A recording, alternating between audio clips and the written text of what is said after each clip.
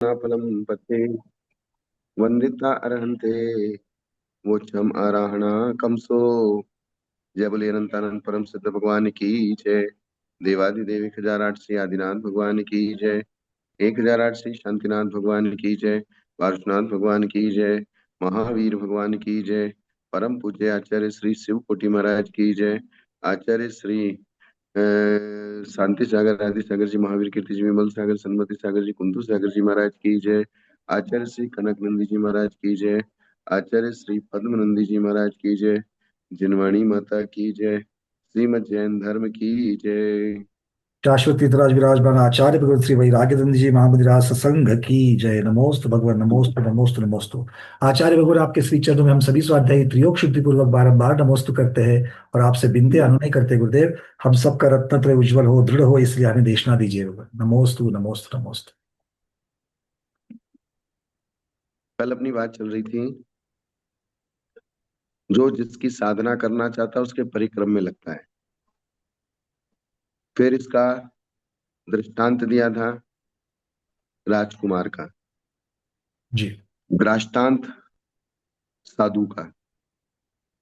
जिस प्रकार से राजकुमार अभ्यास के द्वारा रणभूमि में पताका को ग्रहण करता है, विजय पताका को, उसी प्रकार साधु ध्यान का परिक्रम जो श्रावण्य है उसे नित्य ही अभ्यास करता है और फिर उस पताका को ग्रहण करने में समर्थ होता है।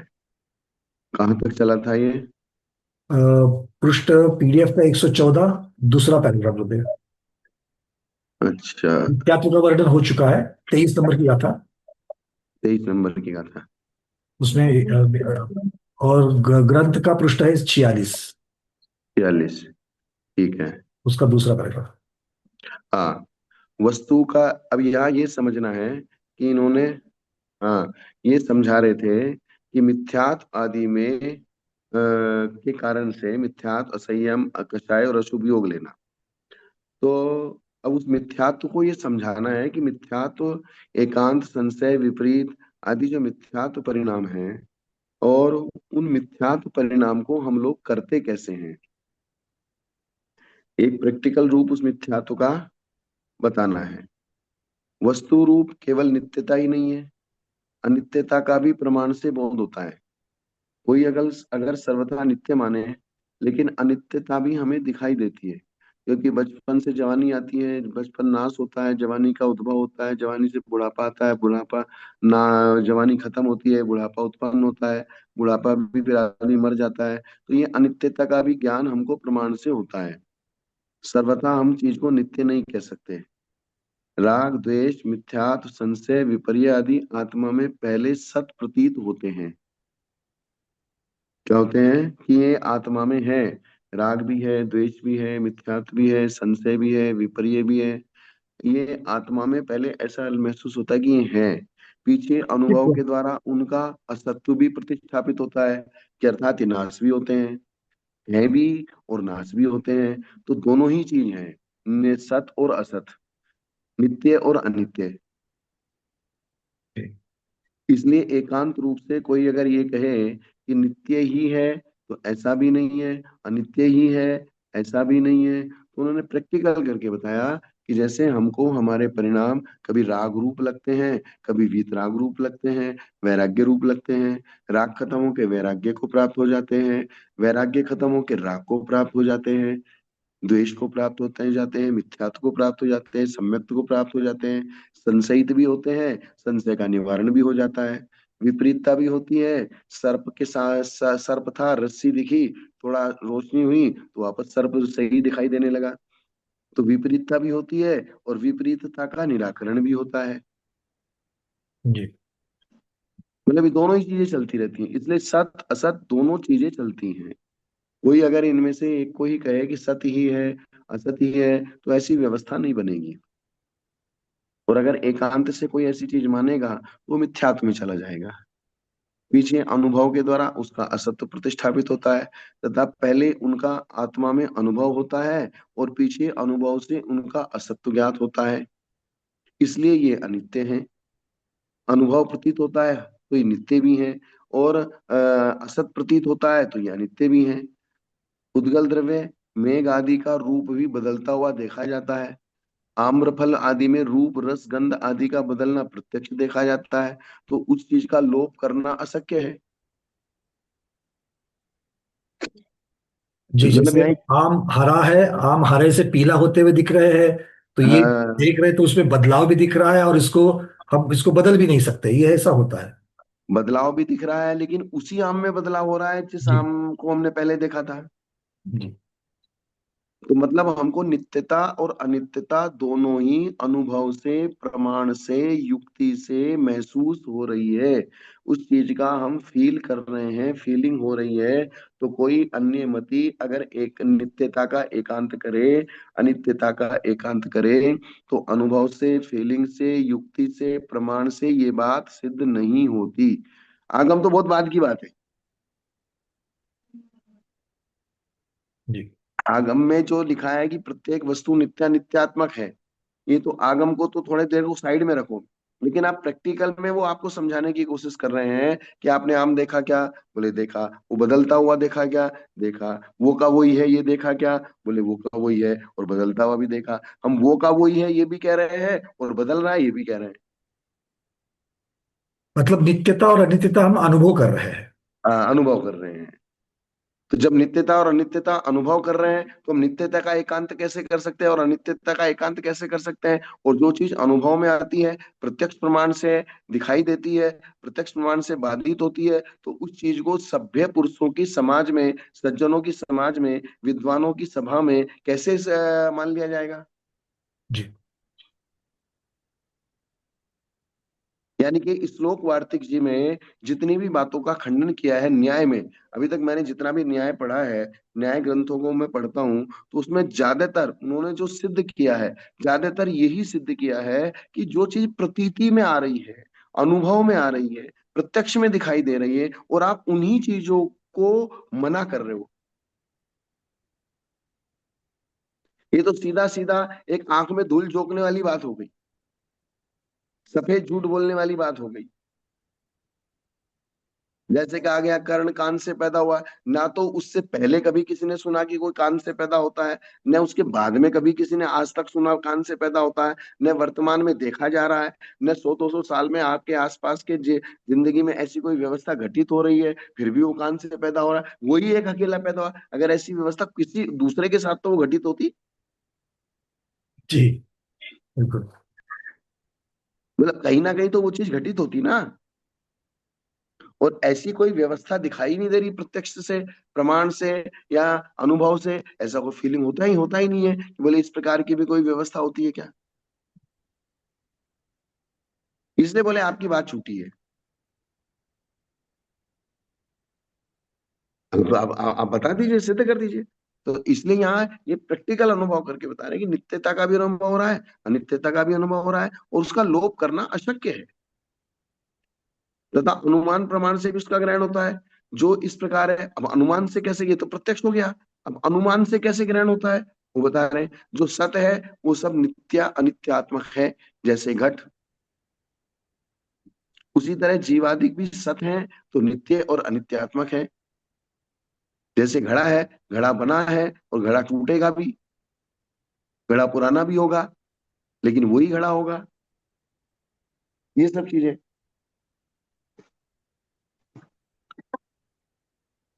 कारणों का स्वभाव प्रतिनियत कार्यों को ही उत्पन्न करता है। कारणों का स्वभाव प्रतिनियत कार्यों को ही उत्पन्न करना है। घटादि के उत्पन्न करने वाले कारण हैं, इसलिए उनकी उत्पत्ति होती है। गधे के सींग जैसे असंभव कार्यों को उत्पन्न करने वाले कारण नहीं है, इसलिए उनकी उत्पत्ति नहीं होती है। कार्य और कारण का संबंध बता रहे हैं। जिस चीज को उत्पन्न करने वाले कारण मौजूद हैं, वे कार्य उत्पन्न होंगे। और जिस चीज को उत्पन्न करने वाले कारण मौजूद नहीं है, वे कार्य नहीं होंगे। जैसे गधे के सींग उत्पन्न करने का कोई कारण नहीं है, अर्थात गधे में ऐसी योग्यता नहीं है कि उसके सिर पे सींग उग जाए, और वो योग्यता उसकी स्वाभाविकता से ही नहीं है। कछुए की पीठ पे रोम उग जाए, ऐसी उसकी पीठ की योग्यता ही नहीं है। तो जो योग्यता है ही नहीं, तो वो प्रैक्टिकल में कैसे आ जाएगी? वो नहीं आएगी। तो ये चीज है। इसलिए जो नित्यता अनित्यता, जो कार्य जिस चीज के कारण है वो कार्य होता है, जिस चीज के कारण नहीं होते हैं वो कार्य नहीं होता है। तथा भाव और अभाव में कोई विरोध नहीं है। जहां भाव होता है वहां अभाव भी होता है, जहां सत होता है वहां असत भी होता है, जहां अस्थि होता है वही नास्ति होता है। अगर हम सर्वथा अस्थि माने और नास्ति ना माने तो क्या दोष आएगा पंकज जी? एकांत हो जाएगा गुरुदेव वो, नहीं, क्योंकि एकांत तो हो जाएगा, प्रैक्टिकल में क्या दोष आएगा? जैसे अगर मान लीजिए कि मैं वस्तु, अगर मैं मेरी अपेक्षा से देखा तो ये मेरा शरीर है, ये अस्थि रूप अगर हो जाएगा मेरा, ये मेरा शरीर है ये। अगर मेरा हम्म, शरीर है, मेरा शरीर है, अगर मैं मेरा शरीर है, तो क्या ये दूसरे स्वाध्याय का हमारी दीपा दीदी का शरीर है? नहीं है। तो दूसरे की अपेक्षा से ये नहीं है और एक एक की अपेक्षा से ये है। मतलब अपेक्षाएं जैसे जैसे जैसे बदलती जाएगी, वैसे वैसे वस्तु का स्वरूप अलग अलग दिखाई देगा। और सभी की अपेक्षा, जो अलग अलग अपेक्षाओं से जो हमें बदलाव दिखते हैं, उन बदलावों को हमें मानना ही पड़ेगा। नहीं, हम ये प्रश्न पूछना चाह रहे हैं कि हमने आपको माना कि पंकज जी हैं, ये हम्म। अस्थि हुआ। जी। लेकिन जो नास्ति है, हम आप में नास्ति नहीं मानना चाहते। हम एक अन्य मति हैं और हम कहते हैं कि अस्थि स्वभाव को मान रहे हैं, लेकिन हम नास्तिक स्वभाव को नहीं मानते। तो अब आप ये बताइए कि अगर हम नास्तिक स्वभाव को नहीं मानते हैं तो आपको दूषण देना पड़ेगा कि अगर नास्तिक स्वभाव को नहीं मानोगे तो ये दूषण आएगा। हाँ, तो नास्तिक स्वभाव अगर मुझ में, अगर मेरा नास्तिक की अपेक्षा से वर्णन करना है, तो मैं घट नहीं हूं। हाँ। मैं घट नहीं हूं, आप मुझे घट नहीं मान सकते। अस्तित्व है, मेरा अस्तित्व तो है, किंतु मेरा अस्तित्व पंकज शाह अपेक्षा से है, मतलब उस पर्याय की अपेक्षा से मेरा अस्तित्व है। उस हम्म। समय में घट की पर्याय की अपेक्षा से मेरा अस्तित्व नहीं है। तो अस्तित्व नहीं होना, ये अगर नहीं मानेंगे, तो इसका अर्थ ये हो जाएगा कि मेरे सारे प्रकार का अस्तित्व है, ये बोलना पड़ेगा, और जो कि सही नहीं है। तो इसमें कौन सा दोष आएगा? संकर दोष आएगा। संकर दोष। कौन सा संकर दोष दोष आएगा? आएगा। संकर दोष आएगा, बिल्कुल। कि आप पंकज शाह रूप में तो अस्थि रूप में हैं। अब चूंकि अन्य वस्तुओं से नास्ति रूप आप नहीं हैं, तो अन्य सारी वस्तुएं भी आप रूप हो जाएंगी। और ये तो संकर हो सब जाएगा। तो सब गड़बड़ घोटाला हो जाएगा, खिचड़ी हो जाएगी। जी। फिर हम आपको अन्य पदार्थों से अलग करके नहीं देख सकते, क्योंकि आप में नास्तिक स्वभाव नहीं है। क्या? अगर अस्थि ही है और नास्तिक स्वभाव नहीं है, तो फिर आप नहीं देख सकते, बिल्कुल। मतलब जो समग्रता है उसको नहीं दिखेगी आपको। नहीं, फिर जो सब पदार्थ हैं वे भी आप रूप हो जाएंगे, क्योंकि नास्तिक गुण ने आपको सब पदार्थों से अलग कर अलग रखा किया है। है, अलग किया है, बिल्कुल। हाँ। वो अलगता ही नहीं दिखेगी। हाँ, वो जो जो नास्तिक गुण है, उस नास्तिक स्वभाव ने आपको अन्य पदार्थों से अलग अलग पहचान दी है। और अस्थि स्वभाव ने आपके स्वभाव को पहचान दी है, और नास्तिक स्वभाव ने अन्य चीजों को अलग रखा है आपसे। ठीक। तो इसलिए ये दो, एक स्वभाव मानेगा और एक स्वभाव नहीं मानेगा तो ऐसा घटित नहीं होगा। जो विविधता है वो हमें दिखाई नहीं देगी। हाँ। ये किसी ने यहाँ पूछा है चैट में, दृष्टांत और दृष्टांत में क्या अंतर है? दृष्टांत का मतलब होता है उदाहरण, एग्जाम्पल। जिस चीज का, जैसे हम किसी भी चीज का, जैसे हमने जिस चीज का कथन कर रहे हैं, उस चीज को समझाने के लिए जिस दूसरी चीज को हम लाते हैं वो दृष्टांत रूप में हो जाती है। और दृष्टांत तो जो जिसके ऊपर आप उसको लगाओगे वो दृष्टांत हो जाएगा। वो दृष्टांत जिसके ऊपर घटित करना है। जैसे हमको यहाँ समाधि की बात चल रही है, तो समाधि किसकी होगी? जो अभ्यास करेगा। तो अभ्यास का दृष्टांत हमने किसका दिया? राजपुत्र का। तो जैसे राजपुत्र अभ्यास करेगा तो वो युद्ध में जीतेगा, ऐसे साधु अभ्यास करेगा तो अंत में उसकी समाधि होगी। तो साधु की अंत में समाधि अभ्यास से होगी, ये दृष्टांत हुआ। और जी। दृष्टांत क्या हुआ? राजपुत्र का। राजपुत्र। राजपुत्र का दृष्टांत साधु के लिए दृष्टांत बन जाएगा। साधु दृष्टांत है। दृष्टांत हो जाएगा। हाँ। तो किसने लिखा है? दृष्टांत जिस पर लागू किया जाए वो हाँ। दृष्टांत हो जाएगा। हाँ। तो जीवादि भी सत होने से नित्य नित्यात्मक है। कारणों का स्वभाव प्रतिनियत कार्यों को ही उत्पन्न करता है। घटादि को उत्पन्न करने वाले कारण हैं, इसलिए उनकी उत्पत्ति होती है। गधे के सींग जैसे असंभव कार्य को उत्पन्न करने वाले कोई कारण नहीं है, इसलिए उनकी उत्पत्ति नहीं होती है। तथा भाव और अभाव में भी कोई विरोध नहीं है, क्योंकि आप्त मीमांसा में ये सारी चीजों को घटाया है कि भाव भी है, अभाव भी है, एक भी है, अनेक भी है, अस्ति भी है, नास्ति भी है, भेद भी है, अभेद भी है, अर्थात वस्तु इन सब स्वरूप है।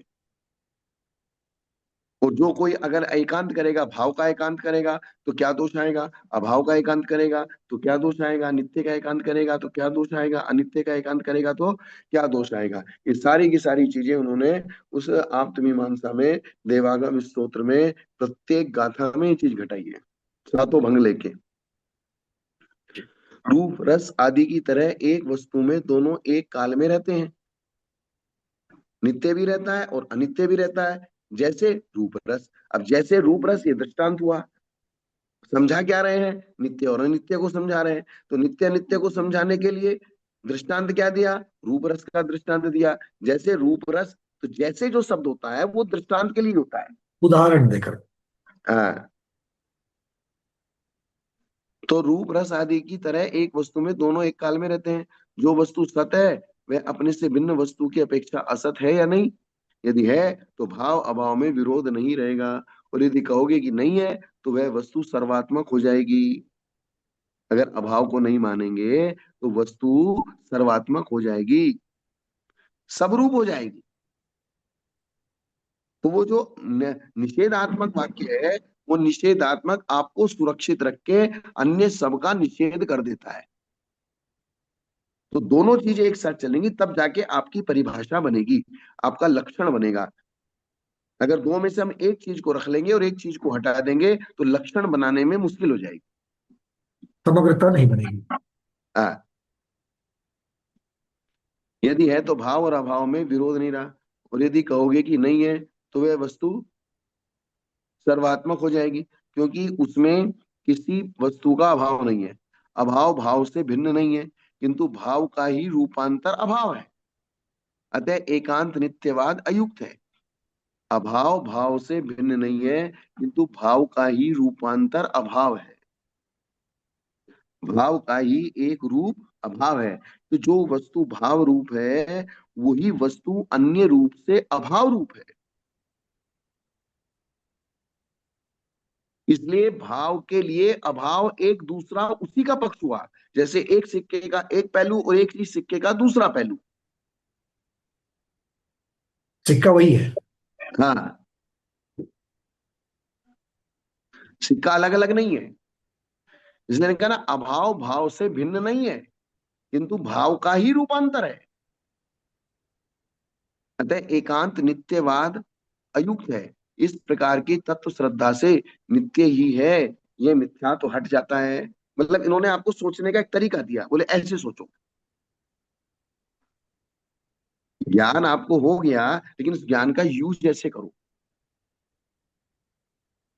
ये चीज है। और ऐसा सोचना ही सम्यक है। हाँ, निकिता दीदी करके एक स्वाध्यायी है, उन्होंने आज क्लास की शुरुआत में एक प्रश्न पूछा था कि घर में रहते हुए सम्यक्त्व को किस प्रकार से सोचे, मतलब सम्यक दर्शन होवे या दृढ़ होवे, इसलिए किस प्रकार की सोच आवश्यक है। तो दीदी ये यहाँ पर पूरा प्रैक्टिकल चल रहा है। देखिए आज हमें बस जो सुनने को मिल रहा है आचार्य भगवत के द्वारा, ये पूरा का पूरा है कि ये सम्यक्त्व को मतलब किस प्रकार की सोच रखो तो उसको सम्यक सोच कहेंगे। ये इस प्रकार का श्रद्धा रही। क्योंकि मिथ्या तो इस प्रकार से आता है, इस प्रकार से हमारे अंदर प्रवेश करता है, तो इन चीजों को हमको रोकना पड़ेगा। क्या? जी, मिथ्या तो अगर किसी कारण से गलत सोच आ रही है तो उसको रोकना पड़ेगा। हाँ, तो गलत सोच किन कारण से आती है, ये तत्व का विपरीत श्रद्धान। क्योंकि तत्व द्रव्य रूपी है और तत्व भाव रूपी है। तत्व द्रव्य रूपी है, तत्व गुण रूपी है। तत्व द्रव्य की भी पर्याय रूप है, तत्व गुण की पर्याय रूपी है। जी। तत्व द्रव्य रूप, गुण रूप, पर्याय रूप, द्रव्य की पर्याय, गुण की पर्याय, तत्व स्वभाव रूप, तत्व विभाव रूप। कुछ तत्व सिर्फ स्वभाव रूप, कुछ तत्व स्वभाव रूप भी और विभाव रूप भी। कुछ तत्व एक अखंड अस्थिकाय रूप, कुछ तत्व एक परमाणु रूपी है, कालाणु रूपी है, और कुछ तत्व अस्थिकाय रूपी है। तो ये जो सारी व्यवस्था है तत्व की, ये सारी व्यवस्था समझनी पड़ेगी। तत्व उत्पाद व ध्रुव्य रूप है, तत्व सतरूप है, तत्व गुण पर्यायवत द्रव्य में, ये सब तत्व के स्वरूप है। तद्भावावयम नित्यम द्रव्याश्रय निर्गुणा गुणा, ये सब तत्व की परिभाषाएं हैं। तत्व के एक एक अलग अलग अलग उनके पार्ट्स की परिभाषाएं भी बना दी। द्रव्य का स्वरूप तत्व का स्वरूप हो जाएगा, क्योंकि द्रव्य का स्वभाव तत्व है, तो द्रव्य का हाँ, स्वरूप तत्व का स्वरूप, उसके साथ में हम संबंध लगा सकते हैं। हाँ। द्रव्य का स्वरूप हमने बनाया उत्पाद व द्रव्य लक्षण युक्त हम सत, और सत जो है वस्तु का स्वरूप बनाया। तो ये एक सामान्य वस्तु का स्वरूप बना दिया। फिर हमने उत्पाद व द्रव्य का स्वरूप अलग, उत्पाद व का स्वरूप अलग बनाया, द्रव्य का स्वरूप अलग बनाया, गुण का स्वरूप अलग बनाया, पर्याय का स्वरूप अलग बनाया, भेद नित्य रूप का भी देख स्वरूप। सकते हैं और अभेद रूप भी देख सकते हैं इसको। हाँ, तो नित्य का स्वरूप अलग बनाया, अनित्य का स्वरूप अलग बनाया। परिभाषाएं तो सबकी अलग बनेंगी ना। जी। नित्य की परिभाषा अलग बनेगी, अनित्य की परिभाषा अलग बनेगी, और नित्य अनित्य अगर दोनों ही एक हो जाएंगे तो फिर गड़बड़ हो जाएगी। एक ऐसा स्वरूप जो समग्र तत्व स्वरूप है, वैसा स्वरूप बनाना। फिर उसके अलग अलग पार्टीशन का स्वरूप बनाना, लक्षण बनाना। और लक्षण ऐसा होना चाहिए जो अतिव्याप्ति दोष से रहित हो, अव्याप्ति दोष से रहित हो, और असंभव दोष से रहित हो। जी, तीनों भी आने चाहिए, तब जाकर के लक्षण निर्दोष के होगा। 3 दोष हैं। तब तक वो निर्दोष नहीं होगा। हाँ, लक्षण के कितने कितने कितने दोष हैं? तीन, अतिव्याप्ति, अव्याप्ति, और तीसरा जो है वो अभाव रूप, मतलब जी उस असंभव, तरीके, असंभव, असंभव की जैसा। असंभव दोष। असंभव। मतलब आप जिस वस्तु का लक्षण कर रहे हैं वो उस वस्तु में पूरा घटना चाहिए, थोड़ा सा भी कम नहीं रहना चाहिए। थोड़ा सा भी कम रह गया तो अव्याप्ति दोष हो गया, और उस लक्षण को छोड़ के अलक्ष्य में चला गया तो अतिव्याप्ति दोष हो गया, जी। और वो उसमें घट ही नहीं रहा तो वो असंभव दोष हो गया।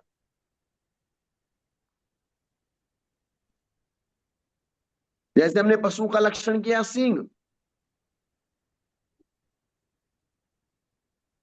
पशु का लक्षण अगर हम सींग करेंगे तो कौन सा दोष आएगा?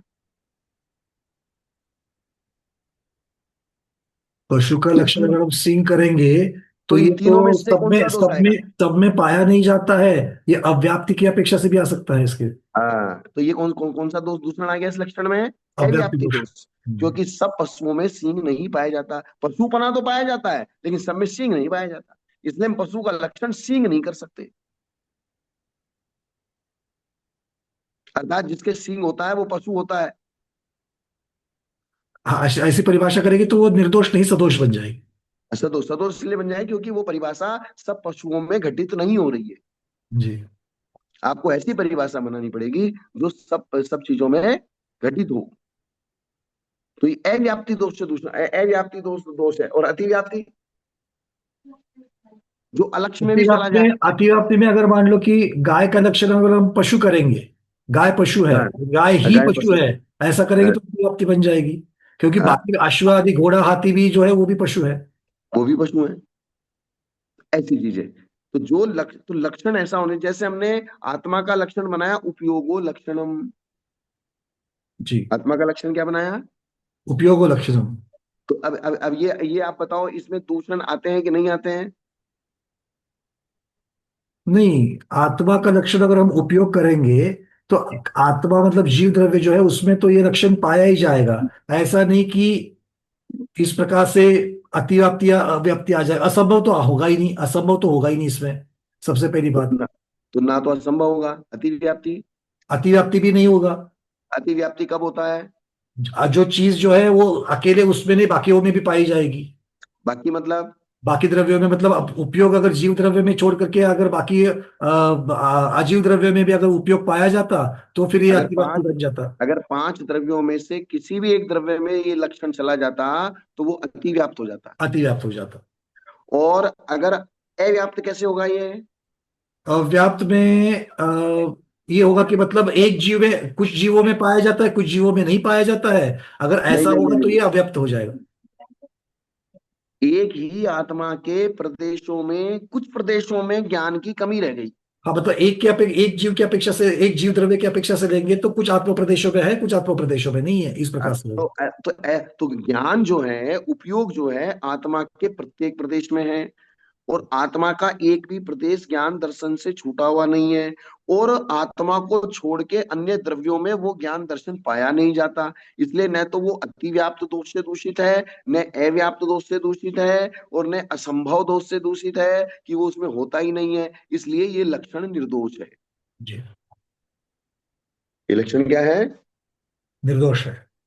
और हम जो लक्षण बनाने की कोशिश करते हैं छदमस्त बुद्धि से, वो अगर उनके ऊपर विचार किया जाए तो जरूरी नहीं है कि वो लक्षण सदोष निर्दोष बने। कहीं ना कहीं वो अतिव्याप्ति, अव्याप्ति या असंभव दोषों से दूषित हो जाता है, मतलब वो लक्षणाभास बन जाता है। लक्षणाभास हो जाएगा।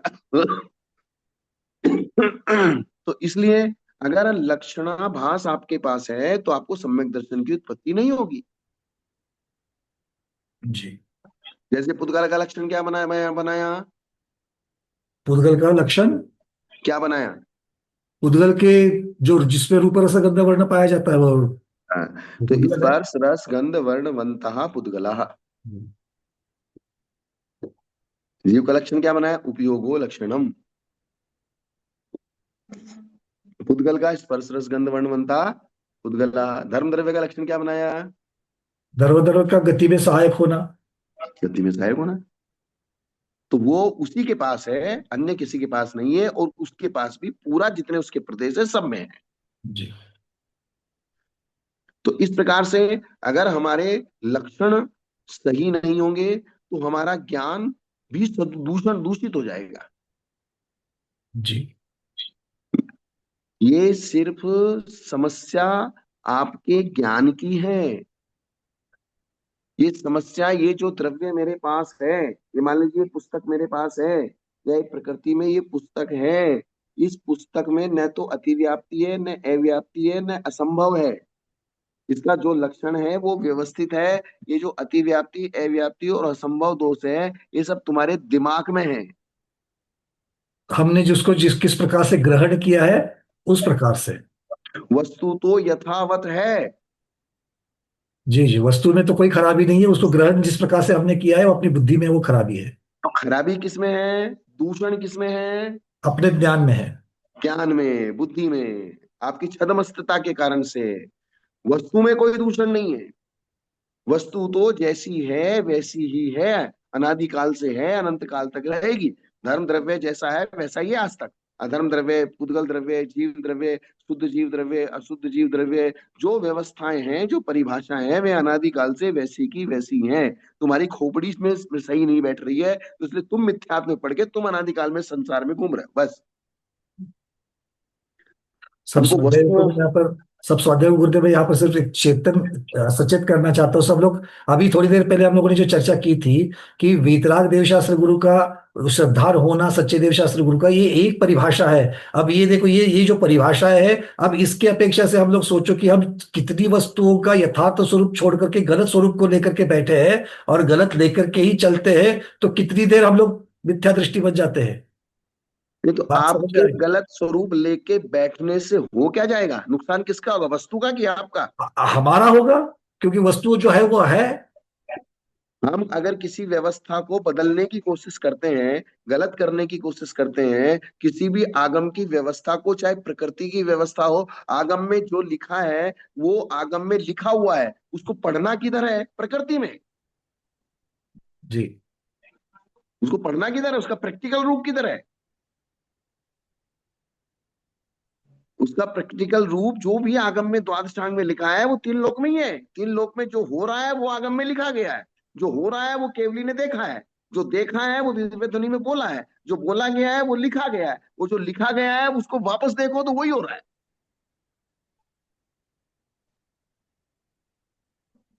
हम जबरदस्ती टांग अड़ाई कर रहे हैं। बिल्कुल। सुदर्शन मेरू होता है कि नहीं होता है, मैंने नहीं देखा करके वो होता नहीं है, अगर ऐसा मानेंगे तो मेरी बुद्धि उसको अस्वीकार कर रही है, उससे उसका होना नहीं, वो है सो है। बहुत सारे लोग इस बात का तर्क देके, हमने तो कभी बचपन से ऐसा देखा ही नहीं है। अरे भाई, बचपन से तुम्हारी 50 साल की 100 साल की उम्र है, तुम सर्वज्ञ हो गया जो तुमने सब देखा है? पहली बात। दूसरी बात, तुमने अपने पिताजी को देखा है क्या? पंकज जी, आपने अपने पिताजी को देखा है? हमारे हमने पिताजी को देखा, एक दो तीन पीढ़ी के बाद में अगर देखा जाए तो वो तो संदर्भ से हमारे पुरखों ने बता दिया कि ये आपके ये है, उसको मान लिया। नहीं नहीं नहीं नहीं नहीं, किसी ने नहीं बताया, सिर्फ आपकी माँ बता सकती है और कोई नहीं बता सकता। नहीं, पिता के बारे में तो जो आप बता रहे हो वो तो बात बिल्कुल ठीक है कि भाई पिता को आपने देखा कि हाँ पिता, इनको पिता आपने, आपको, आप जब आपने जब जन्म लिया तब वो जाकर के वो पिता बने हैं। तो ये पिता है करके तो किसी ने बताया तब जा, और माँ ही बता सकती कि वो पिता है करके। हाँ, तो पिता को आपने नहीं देखा। वो तो माता ने बताया तब हमने उनको माना। हाँ, माँ ने बताया, तुमने माँ के ऊपर विश्वास किया, इसलिए तो विश्वास में चल रहे हो तुम। बिल्कुल। और अगर माँ ने गलत बताया तो करे जाओ विश्वास, फिर डीएनए टेस्ट कराना पड़ेगा आपका। जी जी जी। तो इसलिए कोई अगर ये कहे कि बोले हमने तो ऐसा देखा ही नहीं है, अरे तो तुम्हारी देखने की दृष्टि है कहाँ तक? हमने तो ऐसा सुना ही नहीं है। और फिर ये भी कहते हैं हम सब जानते हैं, हमें हमको मत समझाओ। ये भी कह देते हैं आदमी, हम सब जानते हैं। अरे भाई, सब जानते हैं, तुम सर्वज्ञ हो गए, सब जानते हो? सब जानने वाला सिर्फ एक ही है। इसलिए कोई ये कहे पूर्वाचार्यों ने ऐसा कहा है, ऐसा कहाँ लिखा है, क्या हुआ है, किस प्रकार से हुआ है, किसने देखा है, किसने किया है, अगर इस प्रकार का आपने देखा नहीं है, आपने जाना नहीं है, आपने आपके अनुभव में आया नहीं है, और इसका मतलब वो चीज नहीं है, तो फिर बहुत सारी बाधाएं आ जाएंगी। इसलिए सब चीज आप ही जानोगे, आप ही देखोगे, तभी आप मानोगे। तो फिर आपकी जिंदगी तो चली जाएगी। फिर हर चीज का अनुभव, आपकी जिंदगी इतनी लंबी नहीं है कि हर चीज का अनुभव आप खुद करके तभी मानो। ये बात है। तथा सब क्षणिक भी कैसे कार्यकारी है। अभी तो नित्य की बात थी, अब अनित्य की बात ले लो। क्या? जी। क्षणिक भी कैसे कार्यकारी है। जैसे नित्य कार्यकारी नहीं है, नित्य वस्तु मानने पर उसमें अर्थ क्रिया नहीं होगी, वो क्षणिक मानने पर भी अर्थ क्रिया नहीं होगी। क्षणिक मानेंगे तो क्या दोष आएंगे? ये बौद्ध लोग मानते हैं क्षणिक लोग, फिर तो बोले ये कर्जा किसने लिया, चुकाया किसने? लेने वाला तो क्षणिक था, चला गया, वो है ही नहीं, अब किससे मांगना?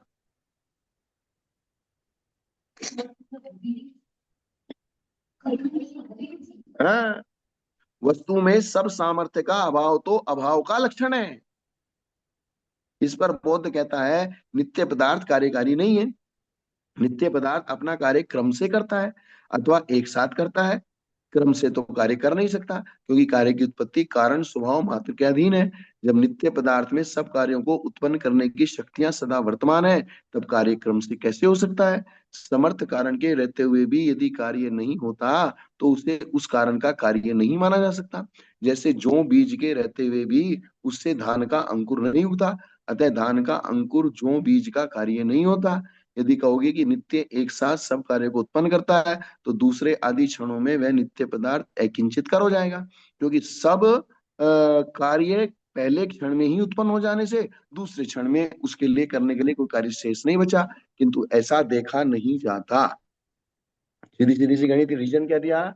ऐसा देखा नहीं। नहीं जाता जैसा आप कह रहे हो। इस प्रकार नित्य वस्तु में वस्तु का लक्षण कार्यकारीपना नहीं बनता, अतः अनित्य में भी कार्यकारीपना होने से सब क्षणिक हो जाता है। जैन कहते हैं कि इस प्रकार निश्चय करना भी मिथ्यात्व ही है।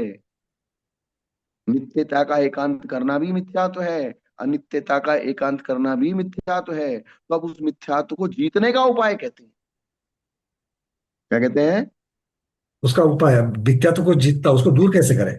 हम खाली सच्चे देव सात गुरु, सच्चे देव सात गुरु, सच्चे देव सात गुरु रट्टा लगा के बैठेंगे, और दिमाग में एक तरफ तो कहते हैं कि सच्चे देव सात गुरु, सच्चे देव सात गुरु, और बात उनकी मानेंगे नहीं।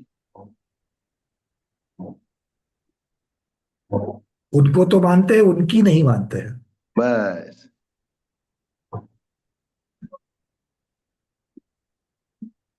वो किसी भी आचार्य के ऊपर उंगली उठाना, प्रश्न उठाना, ये आचार्य मान्य नहीं है, ये आचार्य ऐसे हैं, ये आचार्य ऐसे हैं। अरे भाई, तुम कोई इतने बड़े विद्वान, इतने बड़े वो नहीं हो। हम कोई बहुत छोटी मोटी बुद्धि वाले हैं। और इतने बड़े बड़े आचार्य ने इतने बड़े बड़े शास्त्र लिख के गए हैं, अब वो किस अपेक्षा से, किस विवक्षा से लिख के गए हैं? तुमको अगर विवक्षाएं समझ में नहीं आ रही, तो तुम अपनी बुद्धि को शोधन करो, आचार्य को काहे को शोधन कर रहे हो?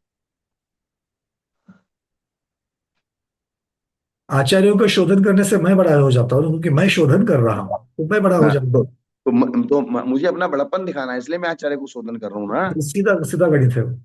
हाँ, तो हमारा मिथ्या, हमारा जो अहंकार है, हमारा जो मान कषाय है, वो आचार्यों से भी बढ़ के है। हमारा अहंकार शास्त्र से भी बढ़ के है। शास्त्र कोई सामने दिखा दिया जाए और फिर भी उसके दिमाग में यही बात चले कि नहीं नहीं नहीं, हम तो ठीक है, हम तो जैसा है वैसे ही ठीक है। तो आप जैसे हो वैसे ही ठीक रहो ना, हमें क्या समस्या है? हमें कोई समस्या नहीं है। मतलब आचार्य की कृति में तो ढूंढना पड़ता है कि ये कौन से आचार्य की कृति है। कहीं तो तीन चार ग्रंथों के बाद जाकर या उनके आगे आने वाले ग्रंथों में उनका कहीं संदर्भ मिलने से ये तो डिसाइड करते कि भैया ये आचार्य की कृति है। अपना नाम तक नहीं, नहीं देते, और यहाँ पर चार लाइन लिखे तो उसमें सबसे पहले अपना नाम आ जाता है। बस वही चीज।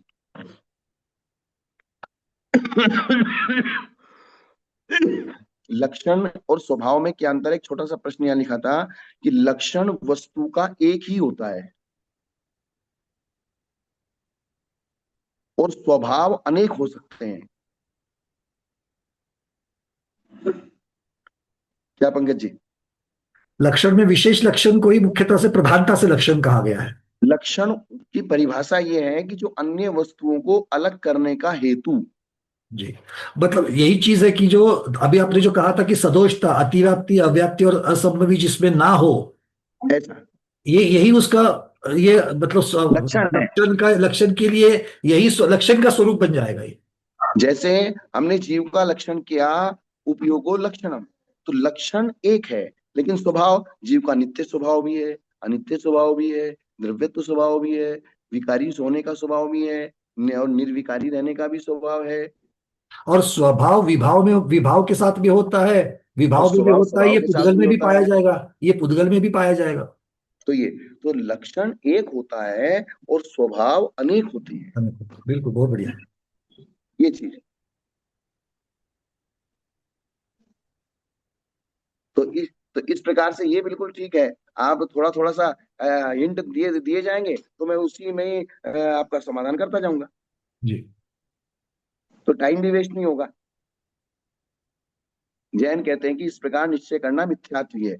अगर आपने लक्षण और स्वभाव का डिफरेंस पना नहीं समझा, कहीं भी कुछ तत्व ज्ञान में भूल हो गई, तत्व की भूल का नाम ही मिथ्यात्व है। मिथ्यात्व किसका नाम है? बिल्कुल, तत्व को छोड़ दिया तो मिथ्यात्व में गए, तत्व को पकड़ा तो सब में आएंगे ही। हाँ, और तत्व के जितने एंगल बताए हैं, जितनी व्यवस्था बताई है, जितनी विवक्षा बताई है, जितने उसके व्यवस्थाएं बताई हैं, वो सारी समझनी पड़ेगी। क्योंकि जो विवक्षा छूट गई, हमने तत्व की 10 विवक्षाएं समझ ली, एक नहीं समझी, और एक कोई किसी अन्य ने आके हमको अलग तरीके से समझा दिया और हमने उसको अलग तरीके से समझ लिया, तो वे 10 की 10 भी समझी बेकार हो गई। बिल्कुल, सब पूरा का पूरा मिथ्या भी चला जाएगा। हाँ, वे 10 विवक्षाएं समझी भी हमारी क्या हो गई? मिथ्या में चली जाएगी। मिथ्या में चली जाएंगी। क्योंकि हमको तो यहाँ कोई भी काम 80% में, 90% में, 95% में, 99% में नहीं चलता है। जी। 100% में चलता है।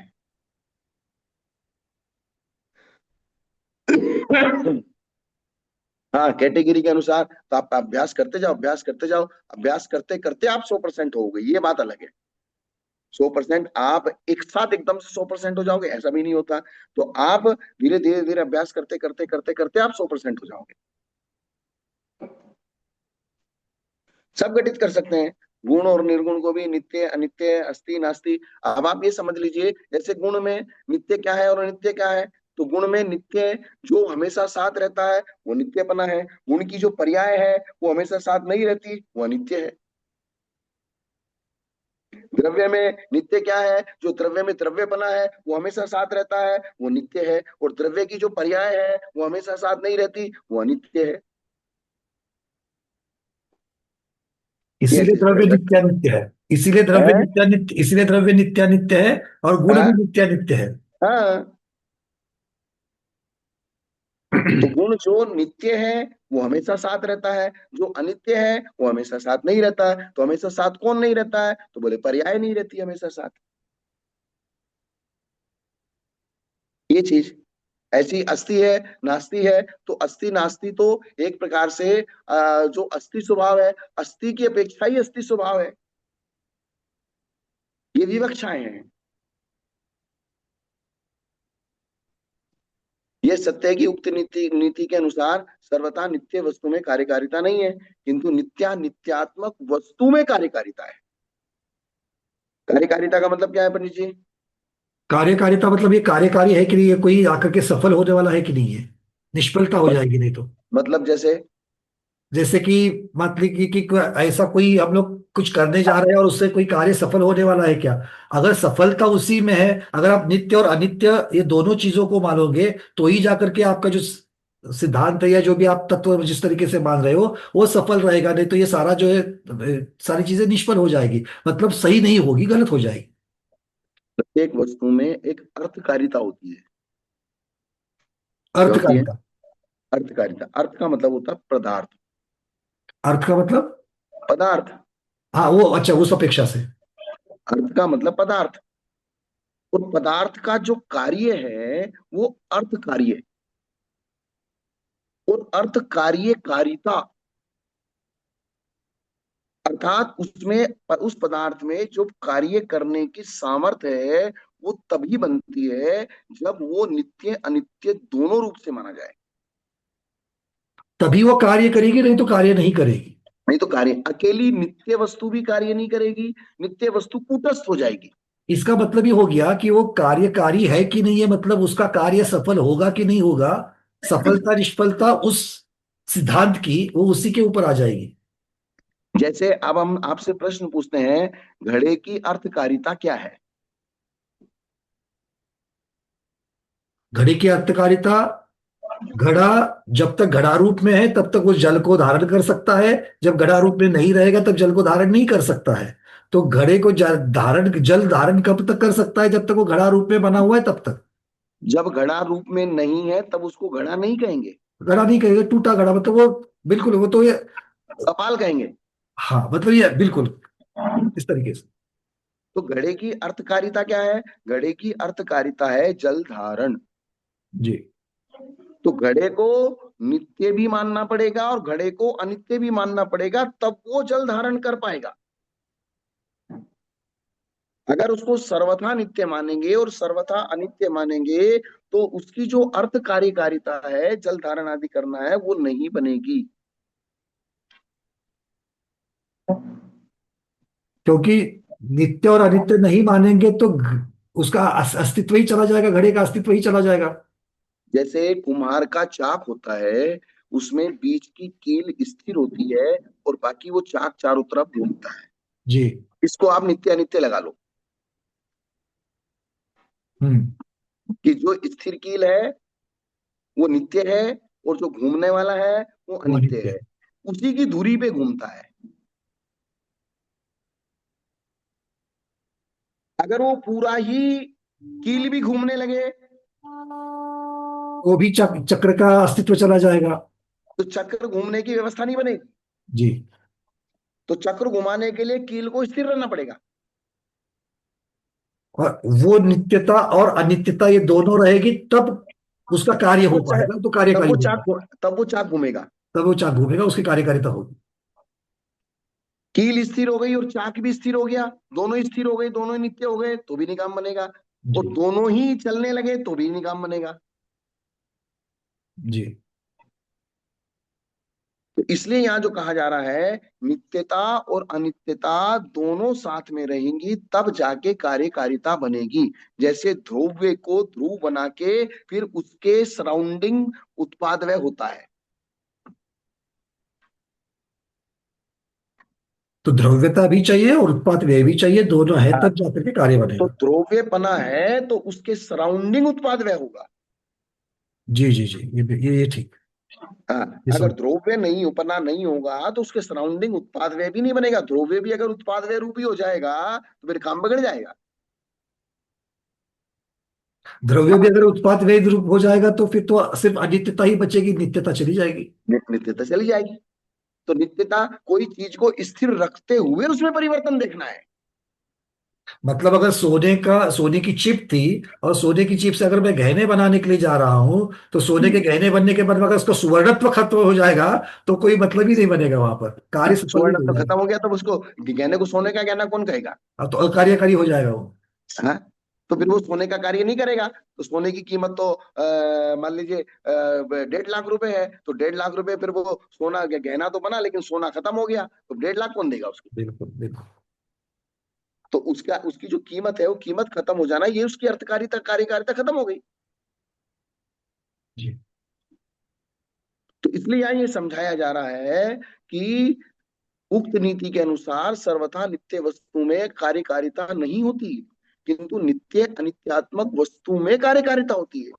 यदि वस्तु का स्वरूप सर्वथा क्षणिक माना जाएगा, तो उसमें कार्यकारिता बनी नहीं बनेगा, क्योंकि आपने एक वस्तु का एक ही रूप माना, दूसरा नहीं माना।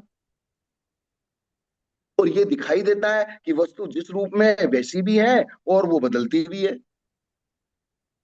ये वो की वही है, ये वही पंकज जी है, लेकिन बाल सफेद हो गए। जी बिल्कुल, बस इस तरीके से ही तो अब बदलाव हम ये और भी नित्यता दोनों दोनों को ही देखना पड़ेगा। तो हम ये भी कह रहे हैं कि ये पंकज जी वो के वही है, और ये भी कह रहे हैं कि बाल सफेद हो गए, चश्मा लग गया, पहले चश्मा नहीं था। नहीं था, बिल्कुल बिल्कुल। तो हम नित्यता शब्दों में ही कह रहे हैं, नित्यता भी कह रहे हैं और अनित्यता भी कह रहे हैं, ध्रुवता भी कह रहे हैं और उत्पाद में भी कह रहे हैं। बाल तो पहले भी थे और बाल अभी भी हैं, लेकिन पहले काले थे अभी सफेद है, तो बालों में भी हम नित्यता नित्यता कह रहे हैं।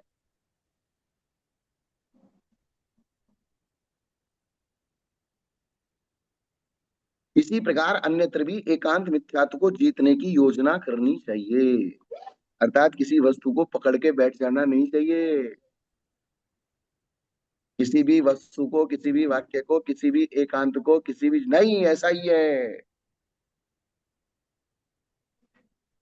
आपको अभी दूसरी विवक्षा समझ में नहीं आई, इसलिए आपको लगता है कि ऐसा ही है। या आपका ध्यान नहीं गया, या आपने बताने पर भी स्वीकार नहीं किया, किंतु आपके हाँ, स्वीकार और स्वीकार नहीं करने से बदलाव नहीं होगा। वस्तु तो अपने इसलिए यथार्थ के साथ रहेगी। इसलिए हमने कहा वस्तु अपने स्वरूप में यथावत अवस्थित है।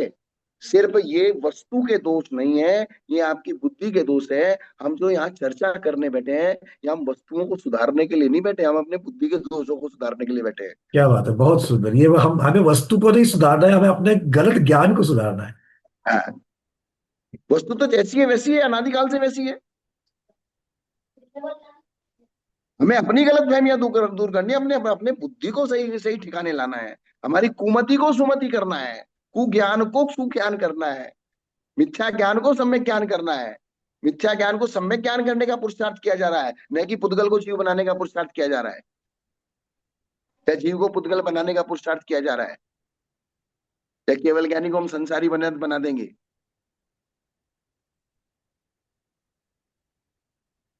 केवल ज्ञानी को संसारी, और आज तो संसारी को केवल ज्ञानी बनाने की चर्चा चल रही है। तो वही तो हो गया ना, केवल ज्ञानी को संसारी बना देंगे और संसारी को केवल ज्ञानी बना हम्म। देंगे।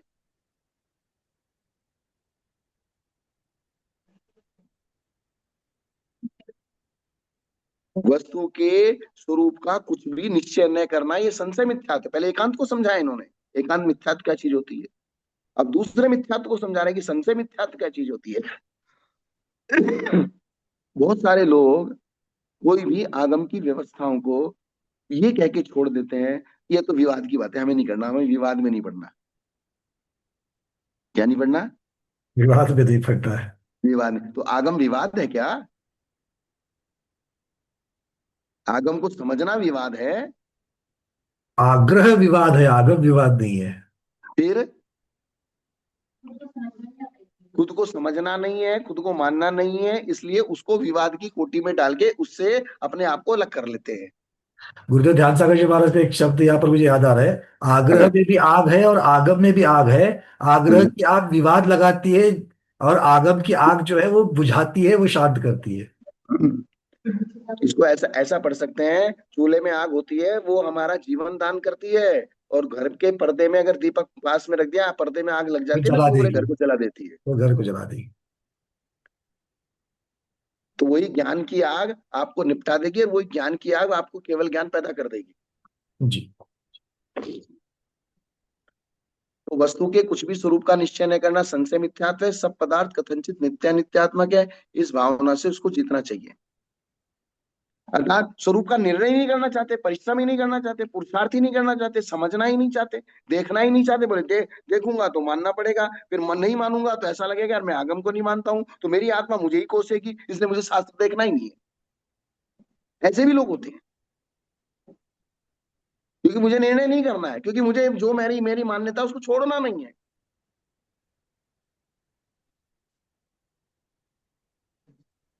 क्योंकि बहुत सारे लोगों को जो वास्तव में अपने आप को ये समझते हैं ना, मैं व्रती हूँ, मैं त्यागी हूँ, मैं भगवान को मानता हूँ, मैं शास्त्र को मानता हूँ, तो मैंने कहा मैं शास्त्र लिया हूँ। आपके पास है वो शास्त्र, हमें है कि नहीं मालूम, हमारे पास जो है वही शास्त्र है। मतलब मैंने कहा भाई तू भगवान को मानता है, सम्यक दृष्टि है, शास्त्र को मानता है, चलो मुझे, मैं तो गुरु के पद पे बैठा हूँ, हो सकता हूँ मैं पक्षपात में मेरी बात तुम्हें बता दूं, या दूसरा गुरु अपने पक्षपात में तुम्हें बता दे। ये कल्पना तुम मेरे साथ, लेकिन जो पूर्वाचार्यों ने लिखे शास्त्र में वो ले आता हूँ, उसको देख लो। नहीं नहीं, आचार्य को बोलो, हम तो उनको ही नहीं मानते ना। अगर वो हाँ, आचार्यों ने लिखा हुआ अगर मेरी धारणा का नहीं है, अगर मेरे मत का नहीं, तो मैं आचार्यों को नहीं मानूंगा। बस। तो हमको मूल तो अपनी धारणाओं को पुष्ट करना है, जबकि उन्होंने ये कहा था कि जो आगम में लिखा है अब उसको तर्क से सिद्ध करो। जैसे वो बात चली थी कि मोर का पंख लेना चाहिए, साधु लेते हैं, अब हमको तर्क से ये सिद्ध करना है कि मोर का पंख लेना चाहिए। जबकि हम तर्क से ये भी सिद्ध कर सकते हैं कि मोर का पंख भी बाल ही है। मोर का पंख भी उस पंचेंद्रिय जीव के शरीर का, पंचेंद्रिय शरीर का हिस्सा है। मोर का पंख भी नाखून की तरह है। लेकिन चूंकि भगवान ने कहा है तो उन्होंने कहा कि जो भगवान ने कहा है उसको तर्क युक्ति से पॉजिटिव सिद्ध करो, नेगेटिव सिद्ध मत करो। आज इतना ही रहने दे, टाइम हो गया। हाँ, एक पैराग्राफ बचा है 23 तक यात्रा का। अच्छा। एक सब ही पदार्थ पैराग्राफ। कथनचित नित्य नित्यात्मा, इस भावना को जीतना चाहिए। दुर्गति में ले जाने वाली हिंसा को स्वर्गाधिक का हेतु मानना, ये विपरीत मिथ्यात्व का लक्षण है। ये किसका लक्षण है? विपरीत का संशय हो गया, विपरीत बता रहे हैं। हाँ, राग आदि प्रगट जे दुख देन तिन्ही को सेवत गिनत चैन। राग आदि जो दुख के कारण है, और राग करते हुए बेटा है, पोता है, धन संपत्ति बढ़ रही है, आनंद आ रहा है, आहा। एक दुकान थी अब दो हो गई, पहले एक फैक्ट्री थी अब दो हो गई, घर में एक ही बच्चा था फिर दो बच्चे हो गए, पूरा परिवार हरा भरा है। बच्चे को गोद में उठाते हैं, गोद में उठा के उसके गाल को देखते हैं तो आनंद आता है, वाह वाह वाह। तो उस राग का जो आनंद है, तो राग का आनंद दुख देने वाला है कि सुख देने वाला है? उसको सुख माना नहीं, विपरीतता है। हाँ, तो उसको सुख देने वाला मान रखा है हमने, और यही विपरीतता है। यही तत्व की भूल है, यही तत्व का विपरीत ज्ञान है कि जो राग आदि आश्रव के कारण है, दुख के कारण है, उन राग को करते हुए हम सुख मानते हैं। जो परिग्रह दुर्गति का कारण है, उस परिग्रह को करते हुए हम सुख मानते हैं। और ये परिग्रह का सुख अच्छे अच्छों से नहीं छूटता। ये राग का सुख अच्छे अच्छों से नहीं छूटता, बातें कितनी भी कर लें बड़ी बड़ी, है। तो इस प्रकार से बस आज इतना ही, कल कल कर ठीक है लेंगे इसको। गुरु, ठीक है ठीक है, क्योंकि और एक अगला पैराग्राफ भी काफी गहन है, उसको भी हाँ आराम से ले इसलिए। लेते हैं। ये उपाय पना उपे पना, मतलब इसके ऊपर चर्चा हाँ, काफी होगी, कल ही वही रख वही लेते हैं। वही। ठीक है गुरु। आज इतना ही रखते हैं, आज के स्वाध्याय को गुरुओं के श्री चरण में बारंबार नमोस्तु वंदनामि इच्छा कर करते हुए यही पर समापन करते हैं। जैनम जयतु शासनम, जैनम जयतु शासनम, जैनम जयतु शासनम।